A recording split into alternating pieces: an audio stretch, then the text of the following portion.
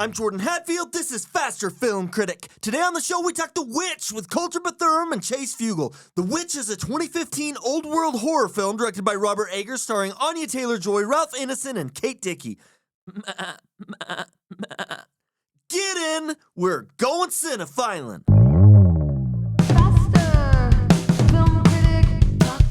Wouldst thou like the taste of butter? Would thou like to live deliciously?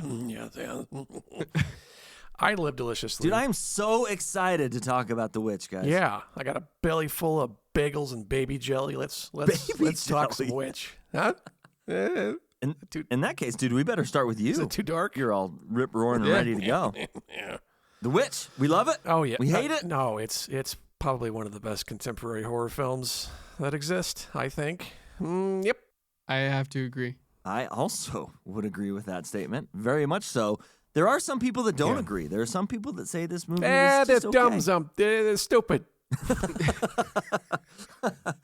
Some say the movie's slow. Some say it doesn't have enough jump scares. It's not scary enough or fast-paced enough. People, oh, God. It's contemporary audiences. They have no patience. They got no palate for good story, tone, theme. Okay, so then tell me, why is it that you love The Witch so much? What is it about this film that makes it the best horror movie, or one of the best horror movies in contemporary cinema? It's original. I've never seen anything like it. I think that's one of the great reasons why this movie's so good, and why you stick with the slow burn. Yeah, or at least that's why I do.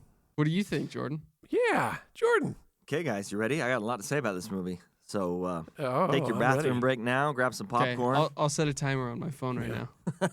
Give you 10 minutes. Give me 45 minutes, and I'll... I absolutely love this movie. Absolutely love it. Yeah. There's so many aspects of this film that I love. I don't know where to even begin to answer the question, why do I love it? I think that's fair. Yeah, there's so much here. I'll start here, though, and that is, it is such a faithful representation of 17th century folklore. This is Robert Eggers' first film. Yes. Think about that for a second. His very first I know, film. for real. That's I continue to be blown away by the fact that this was his directorial debut. It's insane. Mind-blowing how good this film is on his very first try. Yes. By the way, out of all his films, this is still my favorite. I think that his other films are just as good, but there's something about this film that I just absolutely love. Yeah. Few people choose to criticize this film. You know, this is a beloved film amongst horror fans, but those who do criticize it usually say that it's a slower burn. It's slower paced. It doesn't have a lot of jump scares. It's not your modern slasher, crazy thriller film. That's not what this is. Yeah. And I think if you go into this film expecting a modern horror movie, you're going to be let down, because this movie is so faithful to 17th century witch folklore. Yes. It is so faithful. The movie doesn't represent the misunderstanding of witches. It treats this idea that Puritans had in the 17th century as completely real, as completely physical, as completely theological. It's not a modern demon in Puritan clothing, right? No. It is a real Puritan nightmare filmed as though that nightmare is true. Yes. And I think the way that Robert Eggers was able to capture that is absolutely amazing. It's almost like you're watching a piece of history. Yes. You are sitting in the 1630s with a farm family, and you're watching things unfold in the way in which they believed things were unfolding in that time period. Yes. And I just have so much respect for that, as well as the long list of other things that we're going to heap praise on in this film. Sure. I just think that aspect of this film is absolutely incredible. And Robert Eggers' ability to put that on screen in such faithfulness and accuracy is just remarkable. I can't think of any other word to describe it, but absolutely remarkable. Yeah. And if none of those things work, then the rest of the film doesn't either. But you mentioned the 17th century, the vernacular. Although I'll admit that at least I think maybe the second time I watched it, I was like, I got to put the subtitles on. There's too much, would thee, thou, and hitherto. And I'm like, oh my, what? It can be a little bit confusing, but I also think that highlights his talent as a writer. I mean, I like being respected as an audience member to say, hey, this is our backdrop, salt of the earth, down to the costume and set design, which Robert Eggers had primarily done before this movie. That's what he did. He designed costumes and sets for films and for stage. All of those things come together to kind of complement the tone and the themes, which are very natural but very authentic. And if you can make a shot of just the woods, these towering trees kind of blowing back and forth in the wind, seems scary in and of itself. It's really an amazing feat. I really, truly believe this is nearly a flawless film. Yeah. I don't know anything about all the folklore and everything, but it's done with so much sophistication and confidence by everybody, even the actors. Yes. Who may not know it nearly as much as Robert Eggers, but it just feels accurate. You feel it. Yeah, Yes. you absolutely do feel it. You talked about the language of the film and how sometimes it can be difficult. I've heard people complain about that, unfortunately, and I know you weren't complaining about it. Oh No. Every time I go into this movie, I turn on the subtitles. I don't even give it a chance anymore. Right. Yeah. Well, because you want to know what they're saying, right? You want to make sense of it that much more. At least I did. I don't watch it with subtitles, guys. Oh. I read my Bible guys, and now everybody. I know the language. Jordan's special. I've seen it a lot of times and I just listen. No, that's true. Picked up on That's it. true. Yeah. But even the language is faithful to how they spoke in that time, and you have to understand that all of these little things are historically accurate. Yeah. They're period precise. Another thing I hear all the time is, what's this movie? The Vitch? The Vitch? Yeah. I hear that too. The Vitch? In the 1630s, there are writings where it was common when they would write a W, they would do it with two V's. Yeah. So even the title of the film, which is The Witch, spelled with two V's, is historically accurate to that time frame. And I just think that attention to detail, from the way you spell the name of your film and every aspect from the very beginning to the very end, it's just, wow, what a feat. What an accomplishment. Yeah. Now, Chase mentioned that he's unfamiliar with the folklore to some degree. To a large degree. I don't know anything about. Yeah. I don't think a whole lot of people know about Puritan stuff. Well, I know a little. Oh, okay. And I'll Did tell you know about it before watching this movie? No, I didn't. But this movie definitely motivated me to go in search of Puritan stuff. Yeah. And some of the things that I found out about witches during this time period, at least the belief in witches during this time period, was absolutely fascinating. Yeah. Number one, Puritans believed that the devil lived in the woods, that the frontier forest was the devil's territory. Huh. It's like the LDS church in water. Little, for our non-LDS listeners, that's going to raise a lot of questions. In this time period, they believed that the devil was in the woods. Huh. And the way Robert Eggers portrays the woods in this film and the way the actors are scared of the woods, right out of the gate, there was some nervousness about going into the woods. When they left their community and went off into the wilderness, there was a lot of fear there, right? Yeah. The familiars. A lot of people ask about the rabbit. A lot of people ask about the crow. What does the rabbit have to do with anything? That rabbit is so chilling for some reason. It is chilling. And again, familiars, Puritans in this time period believed that witches had animal companions that helped them carry out their witchcraft. Right. These animals were called familiars, and they were goats, they were rabbits, they were crows, they were black cats. And the devil Sloths, would too. use these animals. What'd you say? Yeah. Three-toed sloths, I think, too. No? Three-toed sloths as well. Absolutely. Whatever that is. I believe you. That was a lame attempt at humor. Continue. Yeah, the Puritans, but he's totally thrown my train of thought right out the window, man. Your humor just totally threw a monkey wrench in my whole program. Sloths. Sloths. Yeah, I mean, the Puritans believed that witches and the devil would work through these animals. Unbaptized infants. This was a big one. Oh, well, This yeah. is represented in the movie. It is. The baptizing of an infant was God spiritually claiming that infant. Oh, And so there was a belief that witches would search out unbaptized infants okay. because they weren't spiritually claimed by God. Oh, There is testimony of witches of this time period taking the bodily remains of infants and making an ointment. Now, this I thought was fascinating. Isn't that what the rich and powerful do today? Yes, exactly, because they are witches. it's a wonderful exfoliant. It's amazing how we don't change. Hundreds and hundreds of years go by, and yet humans never change. This whole flying ointment theory, I think, is absolutely fascinating. You know, we look at witches today, they fly on brooms. Sure. Where did that come from? Where did that originate? I have no idea.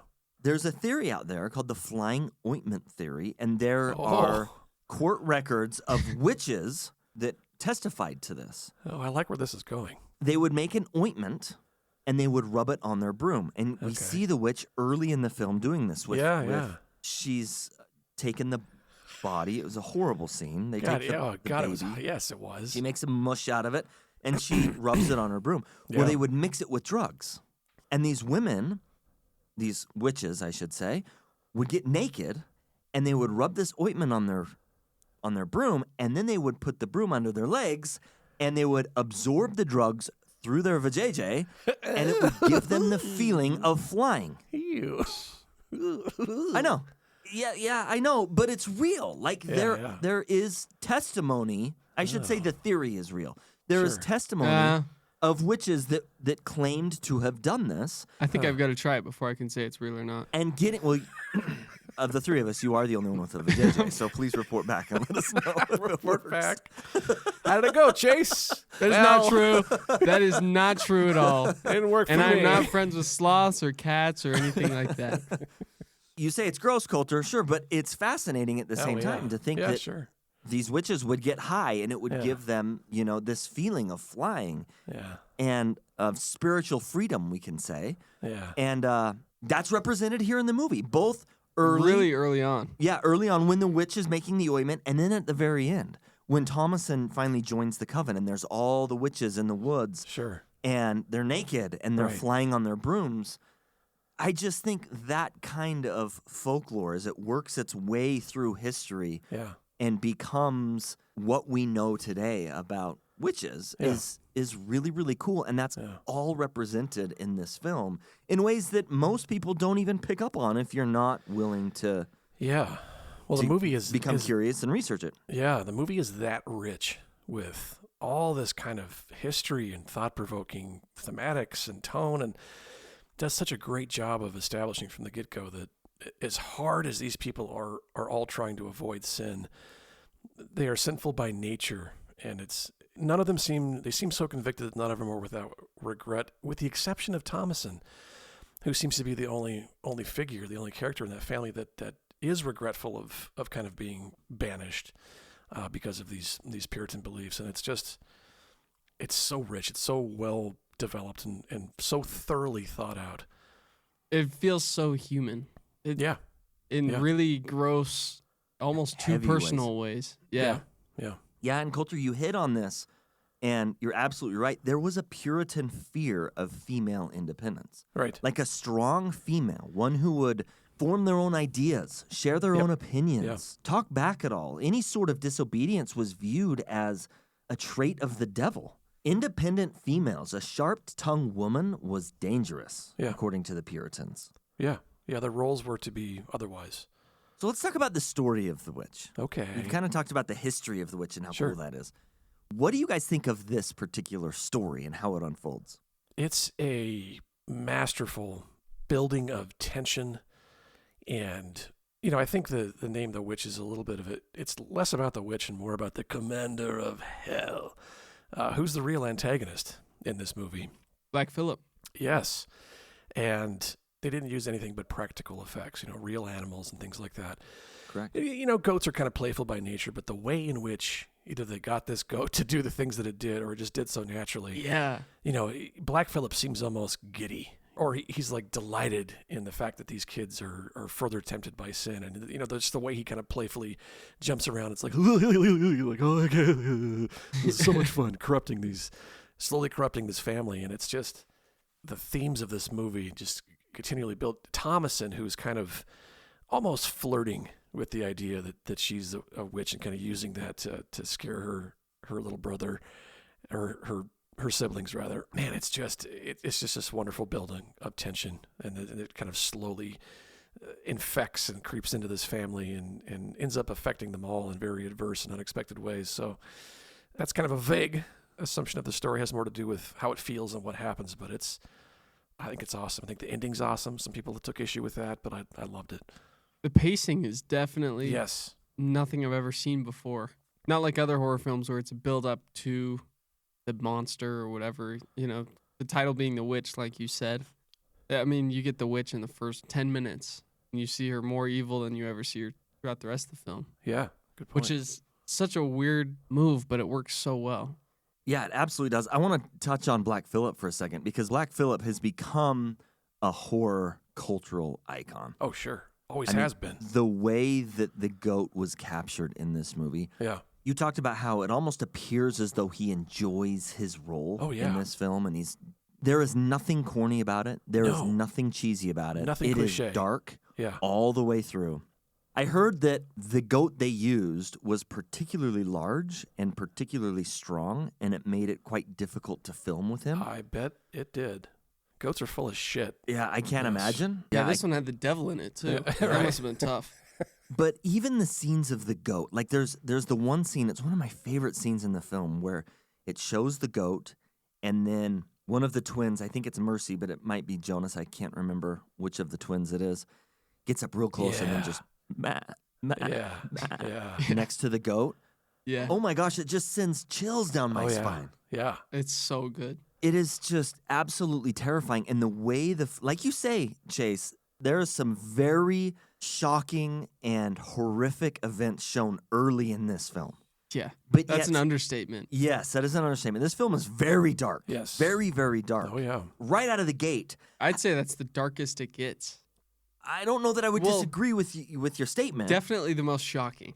Yeah. When you see that scene, it's like, holy crap. You're talking about the baby scene. Yeah. Yeah, exactly. Yeah. I made the mistake of watching this when it first came out with my wife and she was pregnant. Oh, no. And she still hasn't forgiven me. I didn't know. I'd never seen it before. It was on theaters. Sure. She still hasn't forgiven me. I think she was scarred for life. Right. Due to that scene. Yeah, that's understandable. So absolutely the most horrific scene in the film, but yet the feeling of dread and darkness does continue to build from there. And it builds all the way through. And the tension is just magnificent if you're into Satan and devil worshiping and scary shit like that. Yeah. Baby John. The animals as the antagonist is such a cool idea. It is.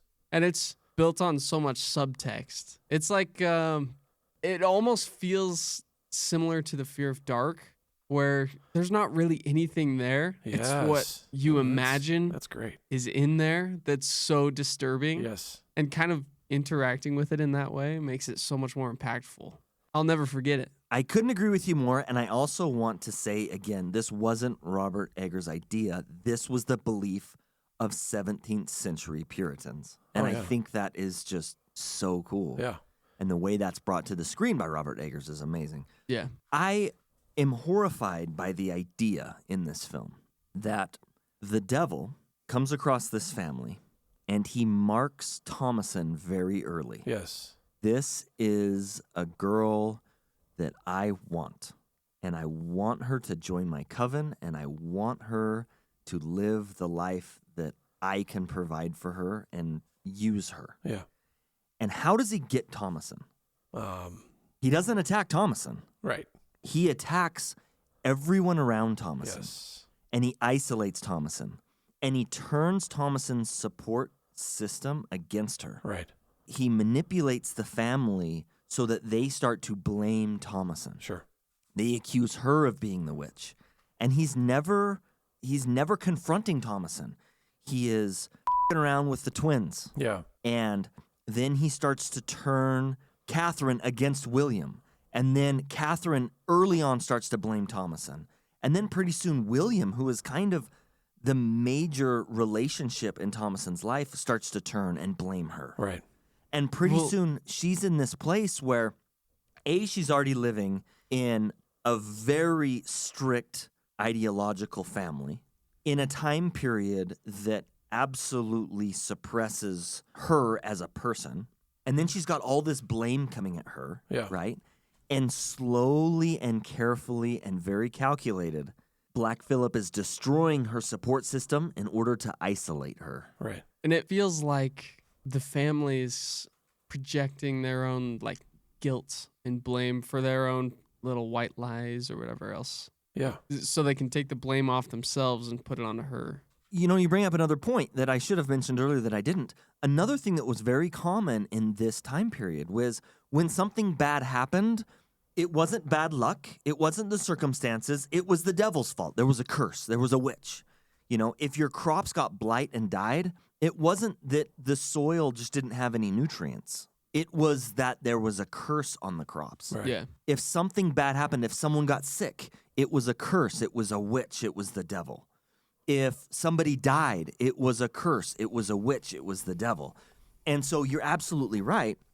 In this time period, there was a lot of accusations. You know, funny that we're podcasting on this now because last week I was in Boston and my wife and I decided to go up to Salem and look at the history of the witch trials. And as you know, in the 1600s in Salem, there was witch trials and people were accused of being witches and they were hung. And that started from these very kind of accusations. It started with two little girls getting sick. They were acting erratically because of the sickness. And the doctor said, oh, this is clearly a curse. There's a witch. Right. And so they started asking the girls, these two little girls, who put this curse on you? Who is the witch? And they started accusing people. And all of a sudden, this terror rips through this little town of Salem, and everybody starts accusing everybody of being a witch. And all of a sudden, all these people are hung for being witches. And it starts with this accusation. Something bad happens. It's got to be Somebody's a curse. friends with the sloth. Yeah. And everybody starts pointing fingers. Exactly. No, you're absolutely right. Again, that's captured in this film. Yes. But again, coming back to the way that the devil isolates Thomason, I just think is so dark and chilling and scary and horrific. Yeah. It's not only her, though. It's like he isolates everybody from each other. Yeah. Creeps his way in between the little white lies and everything and just divides them all. Yeah. Husband and wife, the siblings from their parents. Yeah, as well as the family from society. Yes. Yeah. Yes, absolutely. That part when they get dragged away at the very start, you know, that long still shot where Thomason's staring kind of straight into the camera. Yeah. That's like one of the only bits of color we see is before those gates close, you see like that's these a good really point. pink, Yeah. beautiful clouds above. And then it's like shut on you as the viewer. Oh, yeah. And then it's just grayscale the rest of the movie. Yeah. What a small but important aspect. Yeah. Yeah. That was a very conscious choice. Sure. So small. Yeah. So cool. Yeah, yeah. Absolutely. So when the devil finally reveals himself, how did that land with you? Oh, it was incredible. The fact that it was just a voice. They didn't like feel compelled to make the goat actually speak and CGI his lips. It made it more effective. You know, Thank goodness. It could have been so much cornier and like, but there's nothing corny about this movie. There's nothing cliche about this movie. Everything in this movie is earned because it's so thoughtfully executed. But I loved it. I thought it was far more chilling. It was just this voice than anything else. Yeah. So I loved it. I will say the climax and the lead to the climax feels uneven. You know, you have that possession scene that takes front and center almost more than the climax itself. That's You pretty know what I'm powerful. talking about? Yeah. With Caleb, Yes. Okay. when Caleb's possessed Okay. and the two siblings are Yep. also possessed. Yep. They're trying That- to pray. And the That to me siblings won't felt join the prayer. more intense than the actual climax. The climax is much more of a slow, you know, evolution of the night. That's Something more like that. Yeah. And so I don't want to say it trips on itself, but something doesn't feel right. And I think a lot of the time that lends itself to the uneasiness of the experience. But That's a really interesting point. You know, I've seen this movie so many times now that I don't feel that. I hear what you're saying, and I wouldn't disagree. And I wonder if I felt that way the first time I saw it. It's just been so long ago. It's been 10 years ago now. it's so unique. Like I said, like the whole intro you never get with any other horror movie. Yeah, I do think the end is darker than anything else in the film. It might not be as horrific, it might not be as tense, but man, it's dark. Yeah. When the devil shows up and asks, "Would thou like to live deliciously?" I mean, what a terrifying question. Oh, yeah. Yeah. To come from the devil. And it couldn't have been worded better. Yeah, it's so eloquent and inviting. Would you like to live deliciously? Yeah. When Chase mentioned that it might feel uneven, I think that's kind of fair in the point that it's kind of giving Thomason not what she wants, but it's liberating for her. It's the only time in which any of our characters receive 100%. any form of what can be conceived as a reward. So because this action is liberating for her, it is a little bit different than what the rest of the movie has kind of achieved up to that point. I still think it works. I still love it. I don't find it jarring or unfitting. But I and Chase, you can tell me if I'm wrong, but I do see the point where it could be conceived as uneven, even though I think it's exactly what Black Phillip is doing. It's been his plan kind of all along to take advantage of this family and achieve this. That was his goal. So in that sense, it works. It completes the story. Definitely. But it is a bit of a shift. It doesn't feel inconsistent with the rest of the story. No, Just like as a movie, the pacing, it kind of works in making it feel more uneasy, something less familiar. Maybe that's a better way to put it. And I don't know how I feel about it, but the story's so great. Yeah, it is. I think it's complemented at the very end with the fire as she approaches in nude this coven of other witches, and they're dancing around this fire. At least I took it to be that it's insinuated that it's the bodies of her family that are feeding this fire.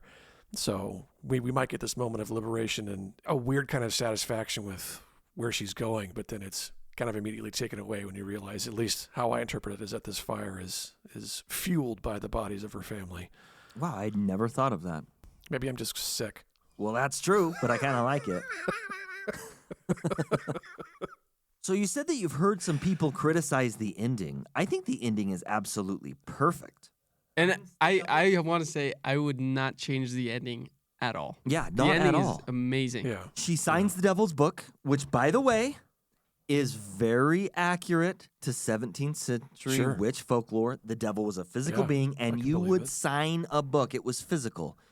Yeah. She signs his book. She's isolated. She's out there in the woods all by herself. She can no longer survive. Yeah. She has no choice.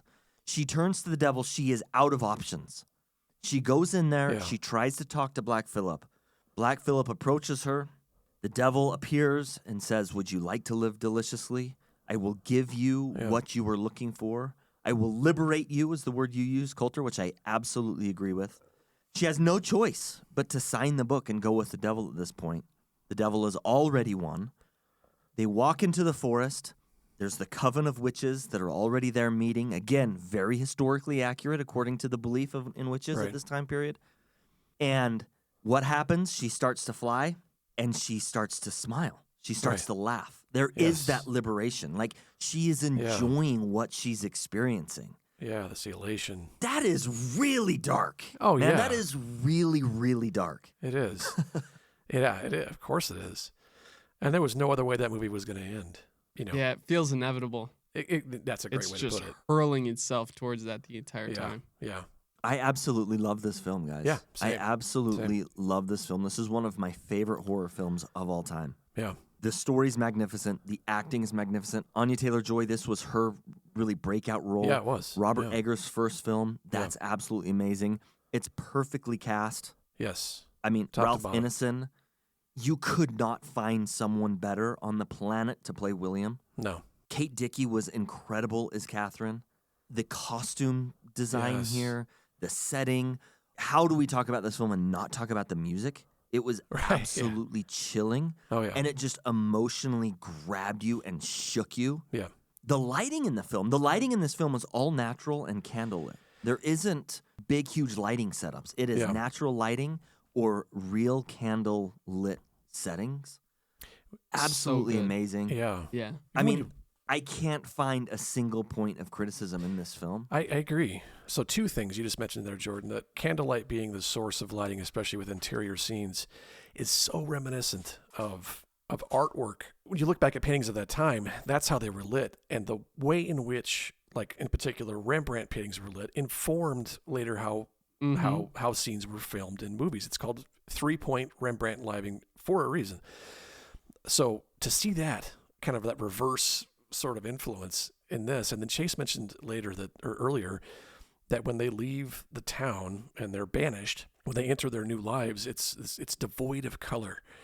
But it's not devoid in color in a lot of ways, cheap ways that other films use that technique. It still feels And it's real. not black and white. Yeah, no, but you can almost like smell the world that they live in. I mean, it just feels so real. So all those things lend themselves so well to the tone of this. And like Jordan, like you said, any one thing that is out of place would take away from this, which is why I think we really can't find any flaws with it because of that. Horror films are way different than they used to be before the 2000s. Yes. What do you think would happen if you introduced this movie to people in like the 80s? Or the 1800s. Can you imagine? I mean, that God. would be wild. But Or the 80s The would be- Puritans. Imagine sucking a Puritan out of 1620 and dropping them in the movie theater. Yeah. IMAX with Atmos Yeah. sound and They'd play probably this just for go 'em. into cardiac arrest. They wouldn't make it. They would die. But I Themselves think on fire. even people from like the 80s would flip out too. Yeah. Even though it's still a movie and something that they're familiar with, it's Yeah. just so different. Well, Yeah. strangely, this movie feels like it could have come out of the 60s. I mean, there's some Bergman influences here. I think it's got a tone. Oh, yeah. I'm not thinking this on my own. I've heard other people say it, but it's got some sensations and kind of feelings of like The Shining. So I think that's why it works as well as it does. I know Robert Eggers is a diehard Bergman. Okay, that Love makes it. sense. I It can feels very definitely see Bergman. that. Yeah, definitely see that. Definitely see that. Well, guys, let's go ahead and rate The Witch on a scale of 1 to 5. What do you guys give it? Delicious. 5. It is a delicious 5, yes. Cat, same with me. It's a 5. It's the characters are so well realized. It's so well acted, and you throw on top of that the vernacular of the 17th century, how well that's done, and it doesn't feel like they're reading off a page. It doesn't feel like it's too stagey. It feels all really authentic. The tension is masterful. The setting, the environment, the atmosphere, it's all just top-notch filmmaking. And for this to have been Eggers' first movie, it's all the more impressive. We obviously gave Nosferatu high praise. Another film from Eggers. I cannot wait to see what else this guy cranks out. I think he's one of our best contemporary filmmakers, in particular in the horror genre. It's just a great film, and one that you can go back to and appreciate. It's one of those movies you can watch over and over again and appreciate a little something different about it each viewing, I think. So I just think it's masterful, and an easy 5 for me. It gets a 5 for me as well. I think this film is a masterpiece. I think it's perfect all the way through. It's magnificent. I absolutely love it. One of my favorite horror films of all time. Nothing else to say except for this. With even a small living sacrifice, you too can summon a demon. We want to know, what do you think of The Witch? Please tell us. All we need is a fresh baby. If The Witch wasn't too dark for you and you want to check out another satanic tale, I highly recommend you check out The Black Coat's Daughter from 2015, directed by Osgood Perkins. Now, this is no masterpiece. It is not as good as The Witch, but man, it is dark. Pay very close attention because some of these things are subtle, and if you catch them, they will seriously creep you out. Black Coat's Daughter, check it out. I recommend it. Thank you for listening to Faster Film Critic, and please join us next week when we talk Frankenstein, directed by Guillermo del Toro. This film is playing in theaters now, but it debuts on Netflix on November 7th. You can also follow us on Letterboxd, Cinetrek, and Instagram. Email us at fasterfilmcritic@gmail.com. Hit us up with questions, comments, feedback, review requests, and share this episode with your movie-loving friends.